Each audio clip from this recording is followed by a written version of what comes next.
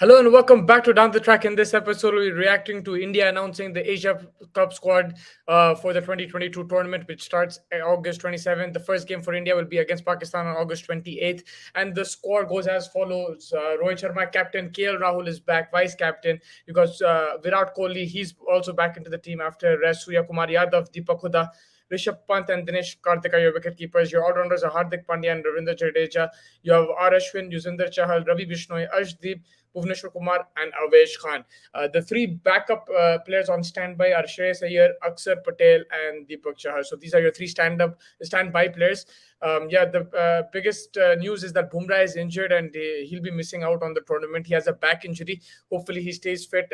Hopefully he gets fit and comes for the World Cup, because he's going to be somebody who's going to be very important for the India team. So there's no Jasprit Bumrah. Mohammad Shami has not been called as a replacement. I'm surprised that Shami is not in the squad. He has that experience, especially when Bumrah is not playing. Fine, if Bumrah and Bhuvi are both leading your attack, you can go with somebody like an Arshdeep. You can go somebody like a Harshal Patel, a Thakur, or even Avesh Khan. But if Bumrah is not there, you would like Shami there to partner Bhuvneshwar Kumar, because now I think there'll be a lot of pressure on Bhuvi. Yes, another thing is that they pick the squad according to the conditions. UAE conditions, they're conducive to turn. It spins a bit more, so if they picked four spinners, I think when this squad is announced for the World Cup in Australia, they're going to remove a spinner and get in a fast bowler. You might see a Harshal Patel or a Thakur getting in as well in place of a spinner instead of like maybe Ashwin or Bishnoi. So Shami's exclusion is a surprise. I felt Kuldeep Yadav, his exclusion is a surprise. He was your best spinner in the IPL along after Chahal. I think it was Kuldeep. He was outstanding in the IPL, and he bowled. He only got one match against the West Indies. He bowled really well in that.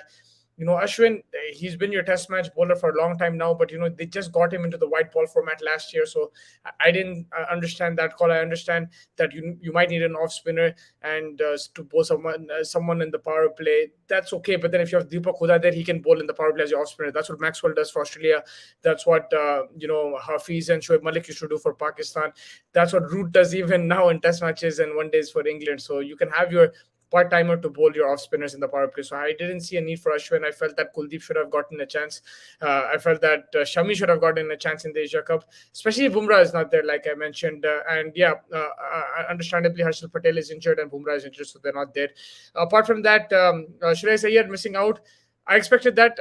I am for that. But, the funny thing is he's played the most cricket in the last 2 months for India and, he's not in the squad. I understand you're trying to test him out and everything, and he's not completely passed that test. But then, last couple of matches, he scored the 50s, 60s. And there is a big weakness there in the short ball, especially, you saw that in England, you saw that in the IPL, and that's why you probably think. But then you give somebody like a Deepak Huda more of a chance, right? You selected him in the squad. He should have played more of the games at the position Shreyas Iyer played in, because if something happens to Kohli or Rahul, then you expect Huda to step in. So that's why I felt that he should have gotten more chances in the last few games, because you're playing Iyer all these games and then you're not going to take him. So then why did you play him all those games? I understand there's a weakness there and you dropped him. I would have dropped him as well, but then you should have given the people you're taking a bit more chance in terms of that. But it is what it is. From there, Iyer is still back up there. He's not in the squad.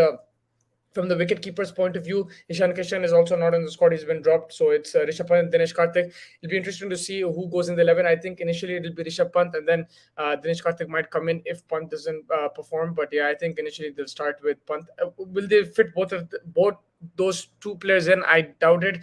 And especially in the UAE, I think they're going to go with three spinners, two fast bowlers, and Hardik Pandya. That's going to be your combination. So you're going to play only two pacers and a medium pacer and Hardik Pandya. So three there and then three spinners. Your spinners will be Jadeja and then Chahal, and you're going to pick between Ashwin and Bishnoi. That's going to be your choice over there. I think that's how they're going to go. Depending on the opposition and the conditions, they might bring in Avesh Khan as your third seamer, but I think initially they'll go with Arshdeep and Bhuvneshwar Kumar. Those will be your two seamers opening the bowling in the Asia Cup, with Hardik coming in the middle overs and potentially Hardik and Bhuvi bowling the death overs along with Arshdeep. And I think they'll just be rotated, and your spinners bowling the chunk of the middle overs. From the opening wise, it's pretty much set. This will probably be your order in the World Cup. Also, you have Rohit Sharma, KL Rahul as the openers, Virat Kohli 1 down, Surya 2 down, and you'll probably have Pant 3 down, and then Hardik and Jadeja to follow. So I think that will be your batting order.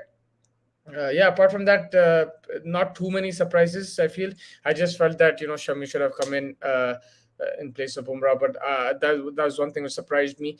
Kuldeep also surprised that he was not in the squad. But apart from that, it's the squad kind of picks itself, and it's going to be a big test because someone like a Virat Kohli hasn't performed in a while. If he doesn't perform in the Asia Cup, you still play him in the 11 in the World Cup. That's going to be a question to be answered because now the Asia Cup you have enough games. You'll have 2 games in the group stages. If you beat the qualifier, then you have another 3 games where you play the play teams from the other group plus the one team from your group, and then you have a potential final as well. So you have potentially 6 games in the Asia Cup. That is enough time. Even if you don't reach the final, you have 5 games. You have enough time to assess your squad, the 11 for that World Cup. The only thing is, one thing that I did like is that they picked it according to the conditions. They didn't pick it according to Australia, and it's just a fine tune. What you have to do is like that extra spinner that you pick for UAE, you just drop him and you get in a Harshad Patel or a Thakur in, and that's just the change you'll need. The batting order will be very similar. It's not like you're picking the batting order according to the conditions. It's more the bowling attack, and I think that's one thing that you have to praise the selectors. They're looking at the conditions.